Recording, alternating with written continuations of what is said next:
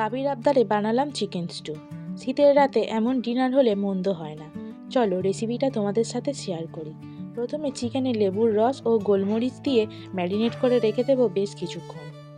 অন্যদিকে পছন্দ মতো সবজিগুলো কেটে নেব, যেমন পেঁপে, আলু, বিনস, গাজর ও পেঁয়াজ। কড়াইতে সাদা তেল গরম করে দিয়ে দেব একটু বাটার। বাটারটা গলে এলেই দিয়ে দেব গোটা গরম মশলা। এরপরে দেব রসুন ও আদা কুচি।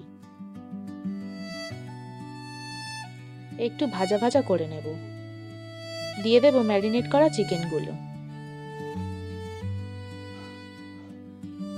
চিকেনের রংটা চেঞ্জ হয়ে আসা পর্যন্ত একটু নাড়াচাড়া করে নেব। এরপরে দিলাম পেঁয়াজ কুচি।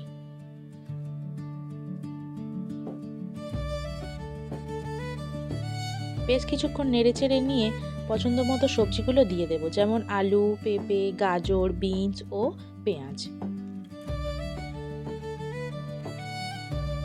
এবার সবটা ভালো করে ভাজা করে নেব। দিয়ে দিলাম 1 চামচ নুন। এবারে দিয়ে দিলাম 1 বাটি জল। সবটা ভালো করে মিশিয়ে নেব। গ্যাসের ফ্লেমটা হাই করে ঢাকা দিয়ে দেব।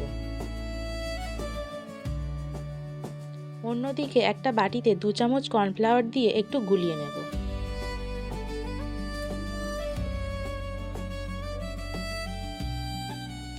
পনেরো থেকে 20 মিনিট পর ঢাকাটা খুলব।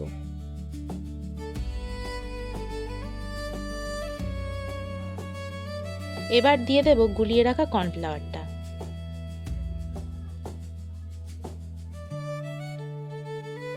কাঁচা লঙ্কা কুচিগুলোও দিয়ে দিলাম। দিয়ে দিলাম আর একটু বাটার। আর একটু গোলমরিচগুলোও লাস্টে ছড়িয়ে দিলাম। এবারে অফ করে দিলাম গ্যাসটা। ব্যাস, আমাদের চিকেন স্টু একদম রেডি।